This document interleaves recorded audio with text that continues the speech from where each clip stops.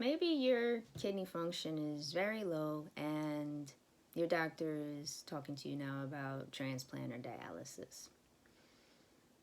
Well, in the meantime, while you're trying to make that decision and you're just thinking, oh, I gotta face this life altering thing I gotta do, and maybe you don't want to do it and you're looking for other options, there's a window of time of other things that could also be getting worked on.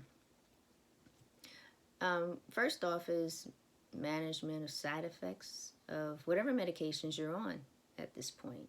Maybe you're on medications for high blood pressure, high blood sugar, autoimmune issues, that all of these things could be why your kidneys got damaged in the first place. There's no other reasons to. I'm just giving it a few.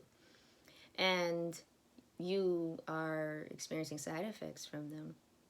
And it's just making the whole process harder. Well, there's a couple things that could be done there. One, going back to your doctor and be like, hey, these medications are not working for me. It bothers my body in these ways. Is there something else you have instead? Or can we, change up the dosage maybe? Something like that. Another option is I find out what nutrients are getting depleted by those medications and supply that nutrient if I think that a deficiency of that nutrient is causing the particular side effects you have. Because sometimes side effects that you experience from medications are really just nutrient depletions, the effects of nutrient depletions. Other option is we work on natural ways to support your body so that you don't have to be on the medications or you don't have to be on as high of a dose. And if we can get the dose down, then you may see the side effects come down or stop. So there's that piece when it comes to medications. Diet is a huge one when it comes to overall health as well as kidney function.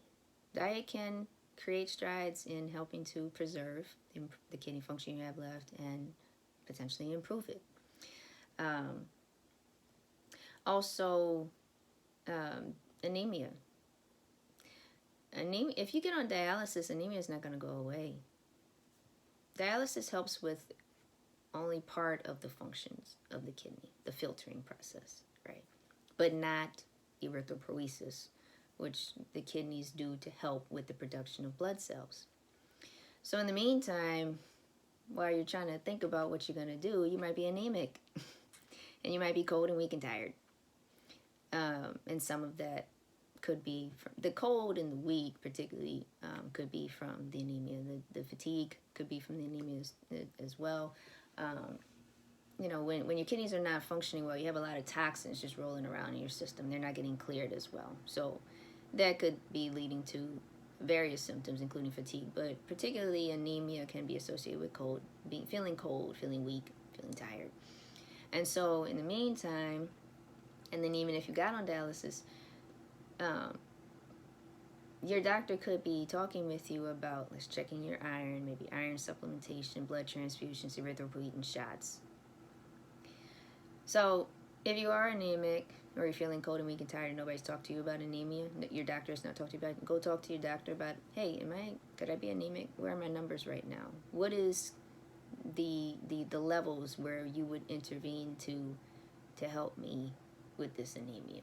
What options do I have? Right.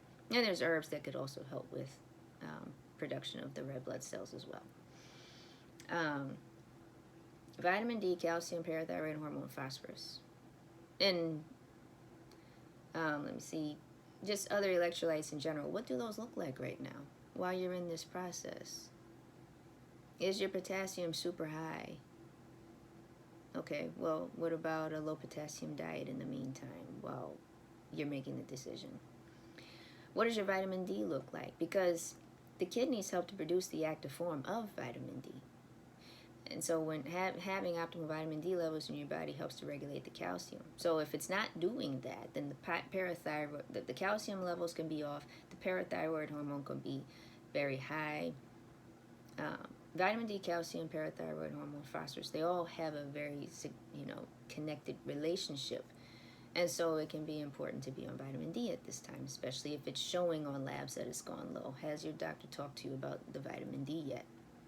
Have they checked it? And if it's low, what have they done about it?